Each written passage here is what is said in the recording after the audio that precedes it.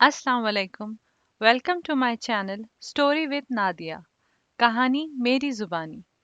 अगर आप मेरे चैनल पर नए हैं तो प्लीज़ मेरे चैनल को सब्सक्राइब करना ना भूलें और साथ ही दिए गए हुए बेल आइकॉन के बटन को दबाना ना भूलें।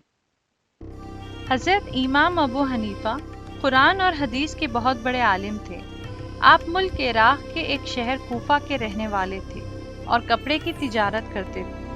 आपको हमेशा इस बात का ख्याल रहता कि जो आमदनी भी हो वो हक हलाल की हो। एक बार इमाम अबू हनीफा ने अपने एक नौकर को कपड़े के कुछ थान दिए कि जाकर बाजार में फरोख्त कराओ। इनमें से एक थान में कुछ खराबी थी। आपने नौकर को समझाते हुए कहा, देखो, जब तुम ये थान फरोख्त करने लगो तो गाहक को बता देना कि इसमें ये खराबी है, ताकि गाहक धोखे में ना रहे।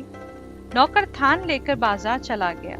इत्तेफाक ऐसा हुआ कि तमाम थान बड़ी अच्छी कीमत पर बिक गए, मगर नौकर को इस बात का ख्याल न रहा जो इमाम अबू हनीफा ने इसे समझाई थी। इसने गाहक को बताया ही नहीं कि इनमें से एक थान खराब है। थानों की फरोख्त से जो रकम मिली, नौकर इसे लेकर खुशी खुशी घर आया। इसका ख्याल था कि ये रकम देखकर इमाम साहब बहुत खुश होंगे, मगर जब नौकर ने वो रकम इमाम साहब के हवाले की तो आपने इससे पूछा, क्या तुमने वो खराब थान गाहक को दिखा दिया था और इसे बता दिया था कि इसमें नुक्स है? जनाब, मुझे तो ख्याल ही नहीं रहा। गाहक ने थानों की ऐसी अच्छी कीमत लगाई थी कि खुशी के मारे मैं आपकी बात भूल ही गया।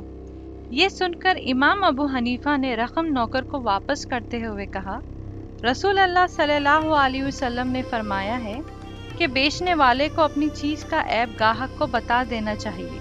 जो शख्स अपनी चीज़ का नुक्स छुपाकर फरोख्त करता है वो हराम खाता है।